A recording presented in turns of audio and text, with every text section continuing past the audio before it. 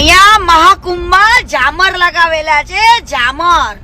તો નેટવર્ક નથી આવતું. આ તો છે ને. નમસ્કાર મિત્રો, વિડીયોમાં તમારું હાર્દિક સ્વાગત છે. તો તમને તો ખબર છે કે કીર્તિબેન પટેલ અને લાલાભાઈનો વિવાદ ચાલતો હતો અને આ વિવાદ શાંત થઈ ગયો છે. કારણ કે મિત્રો, તમે આગળ વિડીયોમાં જોયું, કીર્તિબેન પટેલ મહાકુંભના મેળામાં ગયા છે એવું તેમને એક વિડીયોમાં કહ્યું હતું મિત્રો, જે તમે આગળ વિડીયો જોયો હતો અને ઇન્સ્ટાગ્રામમાં પણ તેમને સ્ટોરી મેળીને જણાવ્યું હતું મિત્રો. અને સૌપ્રથમ તો ખજૂરભાઈ અને કીર્તિબેન પટેલનો વિવાદ થયો હતો, પણ ખજૂરભાઈના સપોર્ટમાં લાલાભાઈ આહિર આવે છે અને પછી લાલાભાઈ આહિર અને કીર્તિબેન પટેલનો વિવાદ ચાલે છે. અને હાલના ટાઈમમાં તો કીર્તિબેન પટેલ મહાકુંભના મેળામાં ગઈ છે એટલે વિવાદ ઠંડો છે મિત્રો. અને તેને આગળ પણ વિડીયોમાં એવું કીધું છે કે પાછી હું ગુજરાત આવીશ તો વિવાદ પાછો જેવો હતો એવો માહોલ ગરમ થઈ જશે, એવું કીર્તિબેન પટેલે કીધું છે મિત્રો.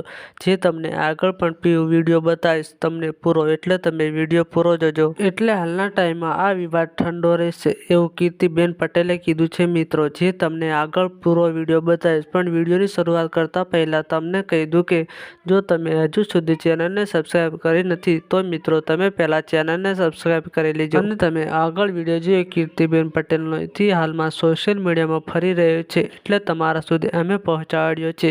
એટલે આપણી ચેનલ આ વિડીયોને કોઈ જ પોસ્ટ કરતી નથી. તો તમારે આ વિવાદને લઈને શું કહેવું છે કોમેન્ટના આધારે જરૂર જણાવજો મિત્રો. તો મિત્રો, તમને હાલમાં હમણાં જ કીર્તિબેન પટેલનો વિડીયો બતાવીશ, એટલે વિડીયો પૂરો જોજો. સૌ પ્રથમ તમે આ કીર્તિબેન પટેલનો વિડીયો જોઈ લો, પછી કોમેન્ટ કરવાનું ભૂલતા નહીં.